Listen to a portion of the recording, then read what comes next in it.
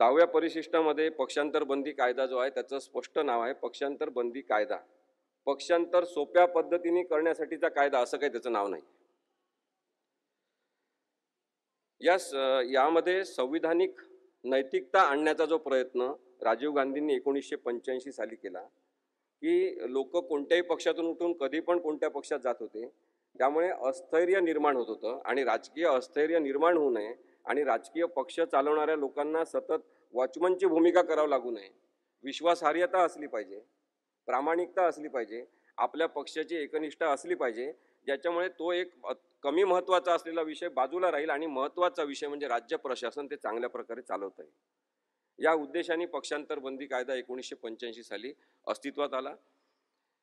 त्याच्यामधलं परिच्छेद 1B, 1A, 1B हे दोन अत्यंत महत्त्वाचे आहे. 1B मध्ये सांगितलेलं आहे की लेजिस्लेचर पार्टी म्हणजे काय. लेजिस्लेचर पार्टी म्हणजे विधिमंडळ पक्ष म्हणजे काय. विधिमंडळ पक्ष आणि दुसरी 1C मध्ये व्याख्या केलेली आहे की ओरिजिनल पॉलिटिकल पार्टी म्हणजे मूळ राजकीय पक्ष म्हणजे काय. ओरिजिनल पॉलिटिकल पार्टी जी आहे ती जननी आहे त्या पॉलिटिकल पार्टीची. सगळेजण जे अस्तित्वात असतात ते त्या राजकीय पक्षाचे सदस्य असतात. आणि लेजिस्लेचर पार्टी जी आहे विधिमंडळ पक्ष आमदारांनी निवडून आल्यावर तयार झालेला विधिमंडळ पक्ष असतो. विधिमंडळ पक्षाचं आयुष्य हे 5 वर्षाचं असते, कारण की 5 वर्षानंतर ते लोक बदलतील, काही जण पुन्हा निवडून येतील, पण नवीन विधिमंडळ पक्ष तयार होईल. त्यामुळे विधिमंडळ पक्ष ही अस्थायी स्वरूपाची व्यवस्था आहे आणि म्हणून कायद्यामध्ये विधिमंडळ पक्षाला महत्त्व नाही. जो मूळ राजकीय पक्ष आहे त्याला महत्त्व आहे. आपल्या बाबतीत पाहायचं असेल तर मूळ राजकीय पक्ष शिवसेना आहे, बाळासाहेब ठाकरेंनी स्थापन केलेला आहे, त्यांच्या सहीने रजिस्ट्रेशन झालेलं आहे. आणि त्यामुळे मूळ राजकीय पक्ष हा पक्ष चालवेल. विधिमंडळ पक्ष हे आमदार म्हणून निवडून आलेल्या लोकांचा जो पक्ष आहे त्याच्यावर सुद्धा नियंत्रण ठेवण्याचे सगळं कायद्यानुसार हे राजकीय मूळ राजकीय पक्षाला आहे, ओरिजिनल पॉलिटिकल पार्टीला आहे. एवढं ते सोपं आहे. आता या दोन व्याख्या पाहिल्यावर आपल्याला लक्षात आलं असेल की अस्थायी स्वरूपाची जी व्यवस्था आहे ती विधिमंडळ पक्ष आहे. म्हणजे एकनाथ शिंदे आणि त्यांच्यासोबत पळून गेलेले जे लोक आहेत ते या अस्थायी स्वरूपाच्या 5 वर्षाचं आयुष्य असलेल्या विधिमंडळ पक्षाचे सदस्य होते. काही जण अर्थात त्याचे राजकीय पक्षाचे सुद्धा सदस्य असतील, पण ते विधिमंडळ पक्ष म्हणून तेवढंच महत्त्व आहे जेवढं कायद्यामध्ये सांगितलेलं आहे. याच्यामध्ये आणखी पुढचा भाग आहे तो आहे 21A आणि 21B. मी आपल्याला अत्यंत सोप्या भाषेत कायदा समजून सांगण्याचा प्रयत्न करतोय, कारण की या जनता न्यायालयाचा उद्देश हा सुद्धा आहे असं मला वाटते की आपण सगळ्यांनी, इथं बसलेल्या सगळ्यांनी महाराष्ट्रातल्या प्रत्येक ठिकाणी या केसबद्दल, या निकालाबद्दल आपण विश्लेषण अत्यंत सभ्य भाषेत सगळ्यांना सांगितलं पाहिजे. 21A आहे की स्वतःहून राजकीय पक्ष सोडणे. कोणाला स्वतःहून राजकीय पक्ष सोडायचा असेल तर त्यांना तशी मुभा आहे. म्हणजे कोणाला वाटत असेल की या पक्षामध्ये हुकुमशाही आहे तर ते पक्ष सोडू शकतात. कोणाला वाटत असेल की हिंदुत्व या पक्षाने सोडून दिलेलं आहे तर ते पक्ष सोडू शकतात. त्या आधारे मात्र ते पक्ष सोडल्यावर डिस्क्वालिफाय होतात, म्हणजे अपात्र होतात. ते आमदार म्हणून राहण्यासाठी पात्र ठरत नाही. 21B आहे त्याच्यामध्ये सांगितलेलं आहे की जर पक्षाचा आदेश ज्यांनी दिला पाहिजे अशा व्हीपची नेमणूक मूळ राजकीय पक्षाच्या नेत्यांनी केली असेल आणि त्यांनी एखाद्या मीटिंगसाठी बोलावलं असेल किंवा विधिमंडळाच्या कामकाजामध्ये मतदानाच्या संदर्भातला व्हीप काढला असेल तर त्याचं पालन केलं पाहिजे. विधिमंडळ पक्षाच्या आमदारांवर ही जबाबदारी आहे की त्यांनी त्या पक्षाच्या आदेशाचं पालन केलं पाहिजे, कारण पक्षाची शिस्त असली पाहिजे आणि त्या शिस्तीचा संदर्भ हा आपल्या राजकीय स्थैर्याशी असल्यामुळे तशा पद्धतीने रचना करण्यात आलेली आहे. मग कोणी जर व्हीपचं पालन केलं नाही किंवा एखाद्या पक्षाच्या महत्त्वाच्या मीटिंगला बोलवलेलं असतानाही गेलं नाही तर तशा आधारे अपात्रता त्यांच्यावर येऊ शकते. परिच्छेद 3 जो आहे या 10व्या शेड्यूल मधला त्याच्यामध्ये असं होतं की स्प्लिट म्हणजे उभी फूट झाली असेल की अर्धे लोक तिकडे अर्धे लोक इकडे असं गेलं असेल तर आधी त्या संदर्भात त्यांना संरक्षण असायचं की तुम्ही अर्धे लोक फुटून गेलेले, त्याच्यामुळे तुम्हाला कोणाला अपात्र करता येणार नाही. परंतु नंतर कायदेशीर सुधारणा जेव्हा झाली तेव्हा परिच्छेद 3 हे डिलीट करण्यात आला. त्यामुळे आता कोणालाही स्प्लिट आम्ही केलेलं आहे, आम्ही पक्ष सोडून सगळेजण गेलेलो आहे, आम्ही जास्त संख्येने गेलेलो आहे, त्याच्यामुळे आम्हाला संरक्षण आहे, आम्हाला अपात्र ठरू नका असं म्हणण्याचा कोणताही अधिकार कोणाला राहिलेला नाही. मग आता जर पक्ष सोडला असेल कोणी, तर त्यांना हक्क काय आहे की ते एका दुसऱ्या राजकीय पक्षामध्ये त्वरित विलीन होऊ शकतात. ते एखादा आपला गट स्थापन करून त्या गटाला गट म्हणून मान्यता, राजकीय गट म्हणून मान्यता मिळवून नंतर एखादा राजकीय पक्ष काढू शकतात. पण आपल्याला हे माहिती आहे की एकनाथ शिंदे आणि त्यांच्यासोबत मी पळून गेलेल्या, असंच म्हणतो नेहमी, पळून गेलेल्या आमदारांनी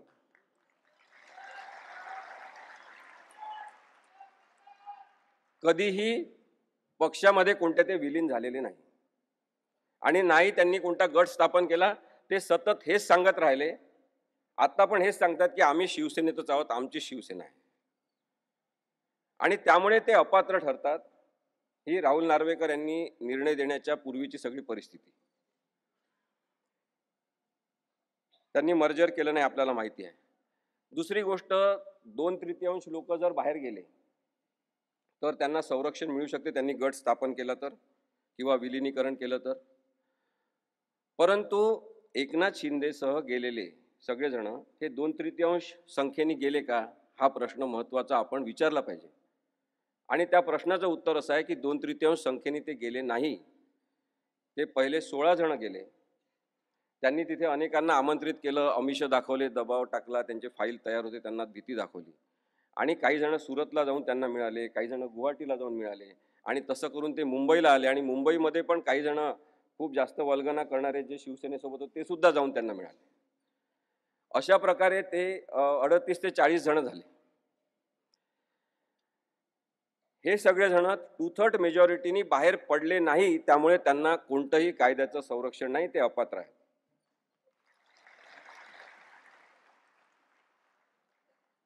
आता पॅरेग्राफ 5 जो आहे या कायद्याचा, त्याच्यामध्ये एक्सेप्शन्स दिलेले आहेत की कोणत्या परिस्थितीत अपात्र ठरणार नाही. त्याच्यामध्ये आता मी जे सांगितलं तेच लिहिलेलं आहे, पण एक महत्त्वाचा मुद्दा त्याच्यामध्ये आहे आणि तो आपण राहुल नार्वेकर यांच्या बाबतीत लक्षात घेतला पाहिजे. जेव्हा एखाद्याची विधानसभा अध्यक्ष म्हणून नेमणूक होते तेव्हा त्यांनी तटस्थ वागलं पाहिजे, पक्षनिरपेक्ष वागलं पाहिजे आणि प्रामाणिकपणे राहिलं पाहिजे, अशी अट कायद्याला अपेक्षित आहे. असं कायद्याला अपेक्षित आहे की हा माणूस आता निरपेक्ष वागेल, पक्षाशी याचा संबंध नाही. आणि म्हणून याच्यामध्ये एक तरतूद आहे की विधानसभा अध्यक्षपद आपल्याला मिळाल्यानंतर साधारणतः नैतिक प्रामाणिकता याची जाणीव ठेवून त्याचा राजीनामा द्यायचा. आणि राजीनामा दिला तरी तो अपात्र ठरत नाही, त्याला संरक्षण आहे कायद्यानुसार. आणि ज्यावेळेस तो माणूस विधानसभा अध्यक्ष राहणार नाही तेव्हा परत तो त्या पक्षामध्ये जाऊ शकतो, तो पात्रच राहील, त्याला अपात्र ठरवण्यात येणार नाही. राहुल नार्वेकर यांनी राजीनामा दिला नव्हता, आपल्याला माहिती आहे. पॅरा 6 हा एक महत्त्वाचा सांगतो आणि मग मी पुढचं ज्या घडामोडी आहेत त्या आपण कायदेशीर दृष्टिकोनातून आपल्यासमोर मांडतो. पॅरेग्राफ 6 जो आहे त्याच्यामध्ये सांगितलेलं आहे की विधानसभेच्या संदर्भात किंवा 10 शेड्यूलच्या संदर्भात कोणी अपात्र ठरू शकतात का किंवा अपात्र ठरवले गेले पाहिजे का, या संदर्भातला मुद्दा जेव्हा तयार होईल तेव्हा त्याची सुनावणी विधानसभा अध्यक्षांसमोरच झाली पाहिजे, असं पॅरेग्राफ 6 मध्ये म्हटलेलं आहे. आणि त्यामुळे सेपरेशन ऑफ पॉवर्स याला आपण म्हणतो की शक्तीचं विकेंद्रीकरण केलेलं आहे. आणि त्यामुळे सर्वोच्च न्यायालयाने तो नैतिकतेचा टेंबा लावून असं सांगितलं की आम्ही हा निर्णय घेणार नाही, हा निर्णय विधानसभा अध्यक्षांनी घेतला पाहिजे. म्हणजे एक प्रकारे त्यांनी विधानसभा अध्यक्षांना कायदेशीर अधिकार आहे आणि संविधानिक अधिकार आहे हा निर्णय घेण्याचे, त्यामुळे त्यांनी तो निर्णय घ्यावा असं सांगताना ज्या गोष्टी जाहीर केलेल्या आहेत त्या सुद्धा पाहणं महत्त्वाचं आहे. विधानसभा अध्यक्षांनी सुप्रीम कोर्टच्या या सगळ्या निर्णयाचा त्यांना अधिकार अपात्रतेचे तुम्ही वापरा आणि तुम्ही अपात्र म्हणून जाहीर करा हे सांगितलं विश्वासाने, त्याचा विश्वासघात सुप्रीम कोर्टाचा कसा केलेला हे सुद्धा मी पुढे सांगणार. आता हा कायदा झाला, एवढं सगळ्यांना समजलं असेल. आता या कायद्याचा अर्थ कसा काढायचा, जेव्हा एखादी शंका निर्माण झाली, एखादी गडबड झाली किंवा एखादी अशी परिस्थिती अपात्रते संदर्भात निर्माण झाली, तर या कायद्याचा अर्थ कसा काढायचा. कोणताच कायदा असं म्हणत नाही की तुमच्या मनाला वाटेल तसा अर्थ काढा. कायद्याचे अर्थ काढण्यासाठी आम्हाला इथे काही वकील पण बसले, त्यांना माहिती असेल की कायद्याचा अर्थ कसा काढायचा या संदर्भात आम्हाला लॉ कॉलेजमध्ये शिकवलं जाते.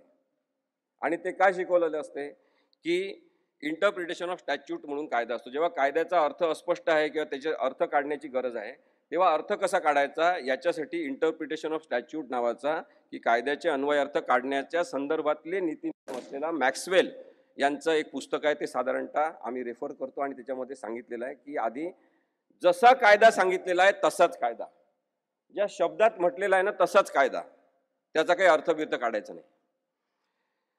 समजा त्याच्यातून काही कळत नसेल तर मग त्या कायद्याचा उद्देश काय, रिझन आणि ऑब्जेक्टिव्ह असं आम्ही त्याला म्हणतो की तो कायदा करण्याचा उद्देश काय तो लक्षात घ्यायचा.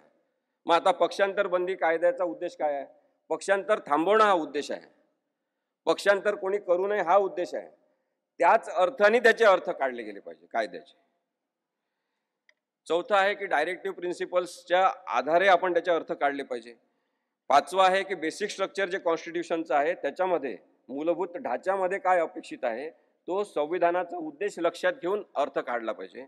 आणि पाचवं आहे की एक सर्वसमावेशक व्यापक असा अन्वयार्थ काढला पाहिजे, त्याला होलिस्टिक अप्रोच असं कायद्यात म्हणतात, तो घेतला पाहिजे आणि त्याच्यानुसार कायद्याचे अर्थ काढले पाहिजे.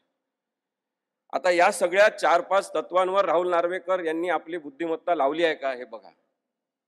ते पण लॉ ग्रॅज्युएट आहेत, कोणत्या कॉलेजमध्ये शिकले, कशा प्रकारे अर्थ काढले.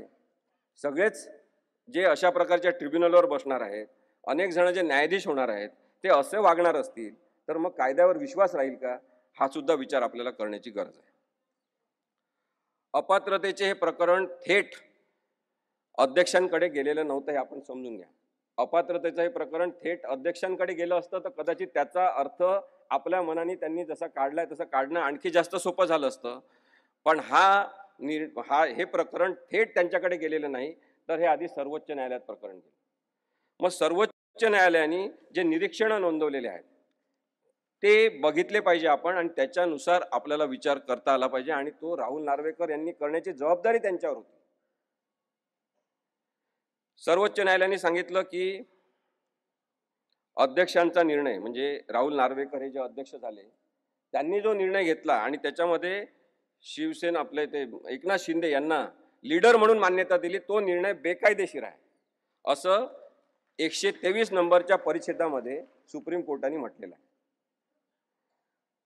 156 नंबरच्या परिच्छेदामध्ये म्हटलेलं आहे सुप्रीम कोर्टाने की इलेक्शन कमिशन ऑफ इंडियाने काही निर्णय दिला ही केस सुरू असताना आणि त्याच्यानंतर हे अध्यक्षांकडे प्रकरण गेलं असेल तरी इलेक्शन कमिशन ऑफ इंडियाने जो काही निर्णय दिला असेल, शिवसेना कोणाची धनुष्यबाण कोणाचं, याचा कोणताही प्रभाव स्वतःवर न ठेवता अध्यक्षांनी निर्णय घ्यायचा.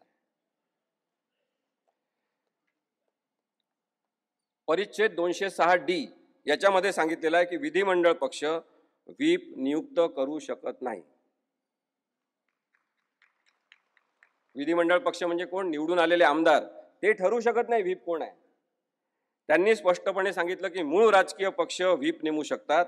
अध्यक्षांनी ओरिजिनल राजकीय पक्षांनी नियुक्त केलेलाच व्हीप मान्य केला पाहिजे. 111 आणि 110 परिच्छेद जे आहेत सर्वोच्च न्यायालयाच्या निर्णयाचे, त्याच्यात त्यांनी सांगितलं की 10व्या परिशिष्टाच्या संदर्भात निर्माण झालेला अपात्रतेचा राजकीय पक्षाने म्हणजे उद्धव ठाकरे यांनी नेमलेला व्हीप कोण, त्या आधारेच निर्णय झाला पाहिजे. एवढं स्पष्ट सांगितलेलं आहे. 119वा परिच्छेद, मी थोडंसं हे कायदा काही खूप इंटरेस्टिंग करता येत नाही पण आपल्याला आज या न्यायालयामध्ये हे समजून घ्यायचं आहे. खरं तर एकनाथ शिंदे नंतर राहुल नार्वेकर त्यांच्या मागे एक ताकद म्हणून उभे असलेले देवेंद्र फडणवीस यांनी हा कायदा फार इंटरेस्टिंग केलेला आहे. पण त्या घडामोडींच्या पलीकडे कायदा आपल्याला समजून घ्यायचा आहे. त्यामुळे आपण हे समजून घेतलं पाहिजे की 119व्या परिच्छेदामध्ये काय म्हटलेलं आहे की 3 जुलै 2022 रोजी भरत गोगावले यांना अध्यक्षांनी शिवसेनेचा व्हीप म्हणून मान्यता दिली. तो निर्णय बेकायदेशीर आहे असं सर्वोच्च न्यायालयाने सांगितलं. त्यांनी कारण दिलेलं आहे, कारण एका फुटलेल्या गटाने केलेल्या ठरावाच्या आधारे नियुक्ती हा राजकीय पक्षाचा निर्णय नव्हता असं सांगितलेलं आहे. 122वा परिच्छेद आहे, त्याच्यात त्यांनी म्हटलंय की अजय चौधरी यांना राजकीय पक्षाने लीडर म्हणून मान्यता दिली. याबाबत 21 जून 2022 रोजी उपाध्यक्ष जे होते कार्यरत त्यांना शंका घेण्याचं काहीच कारण नव्हतं, कारण की उद्धव साहेब ठाकरे यांच्याच सहीनी एकनाथ शिंदे यांची सुद्धा नेमणूक झालेली होती. त्यामुळे अजय चौधरी यांना राजकीय पक्षाने लीडर म्हणून नेमणूक केली. त्याला त्यांनी जेव्हा उपाध्यक्ष असलेल्या व्यक्तीने मान्यता दिली, तो निर्णय बरोबर होता असं सुद्धा सर्वोच्च न्यायालयाने सांगितलेलं आहे. आता त्या 123व्या पॅरेग्राफमध्ये आणखी एक म्हटलेलं आहे महत्त्वाचं, ज्याचं यांनी खूप भांडवल केलं या निर्णयामध्ये. तो भाग आहे की 22 जून 2022 रोजी एका गटाने केलेली नियुक्ती व ती मूळ राजकीय पक्षाची इच्छा नव्हती. अध्यक्ष राहुल नार्वेकर यांचा एकनाथ शिंदे यांना गटनेता म्हणून मान्यता देण्याचा निर्णय बेकायदेशीर आहे. याच्यामध्ये त्यांनी हा शब्द वापरलेला आहे की एका गटाने केलेली नियुक्ती राजकीय पक्षाची इच्छा नव्हती. राजकीय पक्ष म्हणजे रजिस्टर्ड असलेला उद्धव बाळासाहेब ठाकरे यांच्या सहीचा पक्ष. त्यांची ती पॉलिटिकल विल नव्हती, त्यांचं ते काही इच्छा नव्हती आणि तशा वेळेस त्या व्यक्तीला आपण मान्यता देऊ शकत नाही असं कारण सुद्धा, त्याला रिझनिंग असं म्हणतात, असं कारण सुद्धा सर्वोच्च न्यायालयाने दिलेलं आहे. 206B मध्ये त्यांनी सांगितलं की आता या सगळ्या प्रकरणाचा निकाल अध्यक्षांनी घेतला पाहिजे असं त्यांनी सांगितल्यावर त्यांनी पुढे म्हटलेलं आहे 206B मध्ये की अध्यक्षांनी वाजवी कालावधीमध्ये या प्रकरणाचा निकाल लावला पाहिजे. वाजवी कालावधी म्हणजे रिझनेबल टाइम. रिझनेबल टाइम काय असेल याच्या संदर्भातले 2-3 केसेसचे पुरावे देण्यात आले न्यायालयामध्ये. त्याच्यामध्ये त्यांनी सांगितलेलं होतं की साधारणतः 3 महिन्याचा कालावधी हा वाजवी कालावधी असू शकतो, त्यापेक्षा जास्त कालावधी लागायला नको. माझं तर वकील म्हणून असं म्हणणं होतं तेव्हापासून की हा निर्णय तर जसं आपण ते मॅगी फूड तयार करतो ना, पटकन टाकलं की मॅगी तयार, तसा तयार असलेला निर्णय होता. पण केवळ संविधानिक तरतुदीनुसार अध्यक्षांनी जाहीर करायचा अपात्र कोण आहे, त्यामुळे त्यांच्याकडे तो निर्णय सोपवण्यात आला होता. पण त्यांनी त्याच्यामध्ये खूप मोठ्या प्रमाणात राजकारण केलं, जे संविधानाला आणि 10व्या परिशिष्टाला अपेक्षित नाही. राहुल नार्वेकर यांना पुढे करून राहुल नार्वेकर यांच्या मदतीने राजकारण करणारे सगळेजण अध्यक्षांनी मूळ राजकीय पक्षाने नियुक्त केलेला व्हीप मान्य करावा व पार्टीची घटना काय या संदर्भात निर्णय घ्यावा असं त्यांना सूचित करण्यात आलं होतं. चौकशी करावी असं म्हटलं तर इन्क्वायरी करावी, आणि त्या इन्क्वायरीचा अर्थ त्यांनी असा घेतला की साक्षी पुरावे घेतले पाहिजे. आणि मग त्यांनी एका जनरल मॅजिस्ट्रेट कोर्टात चालतात तसे पुरावे, साक्षीदार बोलवले, पुरावे घेतले, जेव्हा की या कायद्याची समरी प्रोसिडिंग चालली पाहिजे अशीच कायद्याची अपेक्षा आहे. कोर्टाने म्हटलेलं आहे की आम्ही हे सगळे निर्णय दिले, मी तुम्हाला जे आता वाचून दाखवले, त्या निर्णयांच्या प्रिन्सिपल्सवर अध्यक्षांनी निर्णय घ्यायचा. हे जे ज्युडिशियल प्रिन्सिपल्स आम्ही सेट केलेले आहे याच्या आधारे तुम्हाला निर्णय द्यायचा आहे असं सुद्धा या निर्णयामध्ये नमूद करण्यात आलेलं आहे.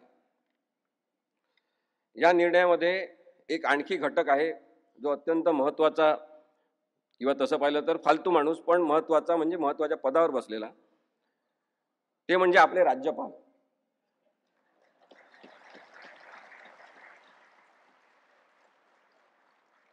न्यायालयाने दुःख व्यक्त केलं आपल्या सगळ्यांतर्फे, सगळ्या भारतीय नागरिकांचं दुःख व्यक्त केलं आणि सांगितलं की घटनात्मक पद असलेल्या राज्यपाल पदावर बसलेल्या एखाद्या माणसाने लोकशाही मार्गाने स्थापन झालेलं सरकार उलथवून टाकण्यामध्ये सहभाग घेणे अत्यंत दुःखद आहे. अशा प्रकारची तारीफ या राज्यपालांची केलेली. राज्यपालांची भूमिका या संदर्भात पूर्ण संशयास्पद राहिलेली आहे. त्याबद्दल आपण आता जास्त न बोलता पुढची जी टेस्ट त्यांनी सांगितली होती ती मी आपल्याला सांगतो. त्यांनी सांगितलं की आमच्या नोट्स रेफर करून निर्णय दिला पाहिजे, ते प्रिन्सिपल पाळलं पाहिजे, आणि म्हणून ट्रिपल टेस्ट म्हणजे त्रिसूत्री एक निकषांची ती पुढे आली. त्याच्यामध्ये असं आहे की पार्टीची घटना काय, नेतृत्व रचना काय म्हणजे लिडरशिप स्ट्रक्चर काय आहे, आणि विधिमंडळातील बहुमत काय आहे. याच क्रमाने जर लक्षात घ्यायचं असेल तर मग पहिले पार्टीची घटना लक्षात घेतली पाहिजे असं म्हणून त्यांनी एक नवीन प्रकार काढला. त्यांनी इलेक्शन कमिशन ऑफ इंडियाला पत्र पाठवलं. त्यांना जेव्हा सर्वोच्च न्यायालयाने निर्णय दिला त्याच्यानंतर ते काहीच करत नव्हते आणि जवळपास 1.5 महिन्यांनी त्यांनी त्या इलेक्शन कमिशनकडे पत्र पाठवून विचारणा केली की यांची घटना काय आहे. कदाचित तोपर्यंत ठरलं असेल की यांनी विचारायचं आणि त्यांनी काय सांगायचं. ही कॉन्स्पिरसी आपण लक्षात घेतली पाहिजे की न्यायिक व्यवस्थापन करण्यासाठी म्हणून तुम्ही बसलेले असता तेव्हा तुम्हाला कॉन्स्पिरसी करण्याचा हक्क नाही आहे. आणि म्हणून मी मगाशी सांगितलं की जे कायद्यात लिहिलेलं आहे तशाच प्रकारचा अर्थ काढला गेला पाहिजे. नेतृत्व रचना काय आहे हे सुद्धा त्या घटनेच्या आधारे पाहिलं पाहिजे. त्यांनी 1999चीच घटना गृहीत धरली. त्याच्याबद्दल ॲडव्होकेट अनिल परब साहेब बोलतील आपल्याशी, ते सगळे पुरावे दाखवतील आपल्याला की कशा पद्धतीने हा खोटेपणा शिजलेला आहे. आता याच्यामध्ये तिसरा मुद्दा जो आहे विधिमंडळ पक्षातील बहुमत. राहुल नार्वेकर यांनी विधिमंडळ पक्षातील बहुमत महत्त्वाचं आहे हेच मानून निर्णय दिला. जेव्हा की विधिमंडळ पक्ष म्हणजे सर्व काही नाही, 5 वर्षाचा अल्प आयुष्य असलेली ती एक अस्थायी स्वरूपाची मंडळाची बॉडी आहे.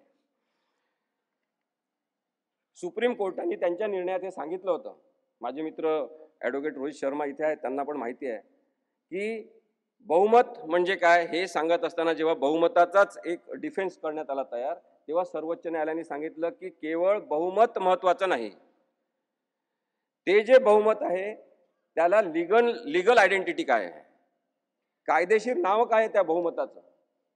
या बहुमताचं कायदेशीर नाव काय आहे? एकनाथ शिंदे यांच्यासोबत पडून गेलेले, पक्ष फोडलेले, अजून काय ओळख आहे? आणि त्यालाच बहुमत मानून यांनी निर्णय दिलेला आहे. राहुल नार्वेकर म्हणतात एकीकडे मग नंतर की इंटर पार्टी डिस्प्यूट आहे, हे पक्षांतर्गत आहे. आपण हे समजून घेतलं पाहिजे की राहुल नार्वेकर यांनी असं निरीक्षण नोंदवणं आणि तुम्ही सुद्धा अपात्र नाही, तुम्ही सुद्धा अपात्र नाही, सगळेजण आपल्या घरी जा, अशा पद्धतीचा निर्णय देणं हा सर्वोच्च न्यायालयाचा घोर अपमान आहे. कारण की सर्वोच्च न्यायालयाने 10व्या परिशिष्टाची केस म्हणून ही चालवलेली आहे. वयाने अत्यंत ज्येष्ठ आणि सिनियर असलेले 5 न्यायाधीश एकत्र बसतात, 5.5 महिने हिअरिंग घेतात, 10व्या परिशिष्टाची केस म्हणून ही चालवतात. आणि तुम्ही इथे म्हणता की 10व्या परिशिष्टाची केस नाही, इंटर पार्टी डिस्प्यूट आहे. आणि इंटर पार्टी डिस्प्यूट असल्यामुळे 10वा परिशिष्ट लागूच होत नाही. याच्याबद्दल महाराष्ट्रातल्या सगळ्या लोकांनी प्रश्न विचारला पाहिजे. हा इंटर पार्टी डिस्प्यूट नाही आणि तरी सुद्धा अशा प्रकारचा निर्णय दिलेला आहे. आता असाच निर्णय होणार आहे असं महाराष्ट्रातल्या सगळ्या लोकांना माहित होतं. हे या न्यायालयाचं परत एक वैशिष्ट्य आहे. एकूण एक लहानात लहान गावातल्या माणसाला माहित होतं की असाच निर्णय होणार. मी जिथे जिथे जायचो, आमची निर्भय बनवची सभा असायची, तेव्हा तुम्ही काही सांगावं ते उद्धव साहेबांच्या विरुद्धच निकाल लागणार, एवढी गॅरंटी लोकांमध्ये बेकायदेशीरते निर्माण झालेली आहे की अन्यायच होणार असं निर्माण झालेलं आहे. हे चित्र काही लोकशाहीसाठी चांगलं आहे का? हा प्रश्न महाराष्ट्रातल्या संपूर्ण जनतेने विचारला पाहिजे असं माझं मत आहे.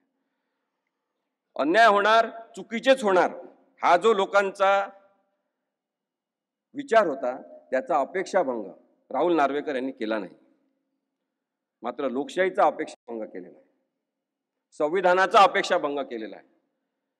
माझं म्हणणं आहे की संविधानाची हत्या केलेली आहे. सर्वोच्च न्यायालयाच्या सगळ्या निकाल आणि निकषाचा त्यांनी अपमान केलेला आहे. संविधानिक उद्देशाचा त्यांनी चिंधड्या उडवलेल्या आहे. मी उद्धव साहेबांसमोर सुद्धा हे सांगायला मागे पुढे बघणार नाही, कारण मला काही प्रॉब्लेम नाही आहे तसं म्हणण्यामध्ये सुद्धा की हा केवळ उद्धव साहेबांचा प्रश्न नाही. ही केस म्हणजे काय केवळ शिवसेनेचा इथे बसलेल्या लोकांचा प्रश्न नाही. ही केस म्हणजे वाईट प्रवृत्तीचं राजकारण वाढत राहणार हा चिंतेचा जो याच्यातला हे आहे मुद्दा आहे, तो आहे. हा लोकशाही समोरचा मुद्दा आहे. आणि म्हणून भीती वाटते आपल्याला, मला भीती वाटते की अशा पद्धतीने जर न्याय होणार असेल, जसं मगाशी संजय राऊत साहेब म्हणाले की सगळ्या वकिलांनी खूप चांगली बाजू मांडली, आमच्यातर्फे सगळे साक्षी पुरावे चांगले देण्यात आले. आता हा काळच राहणार नाही की काय की कोणीतरी खूप हुशार असेल पण तरी त्याच्या बाजूने विरुद्ध निकाल लागेल आणि बाकी लोक त्याला म्हणतील माहित आहे किती हुशार आहे, तुमचा तो विरुद्ध निकाल लागला. ही परिस्थिती चांगली नाही आहे. आणि म्हणून मला असं वाटतं की म्हणजे मला खूप त्रास व्हायला लागलेला आहे जेव्हापासून संविधान कळायला लागलेलं आहे. मानसिक त्रासाचा हा मुद्दा होऊ शकतो काही लोकांसाठी ज्यांचं डोकं ठिकाणावर आहे, ज्यांना हे कळतं की हा कसा काय निर्णय दिलेला आहे. आणि आता यांच्यापैकीच काही जण 14 केसेस यांच्या विरुद्ध दाखल केल्या. इथे बसलेले काही लोक खाली बसलेले भरत गोगावले यांनी दाखल केले हायकोर्टामध्ये केसेस की या सगळ्या लोकांना अपात्र का केलं नाही. न्यायालयाने अशा प्रकारची केस दाखल करून घेऊ सुद्धा नाही असं माझं म्हणणं आहे. तुम्ही संपूर्ण न्यायव्यवस्थेची कायद्याची थट्टा उडवता का? यांच्यावर खूप मोठा फाईन मारला पाहिजे उच्च न्यायालयाने, असं माझं मत आहे.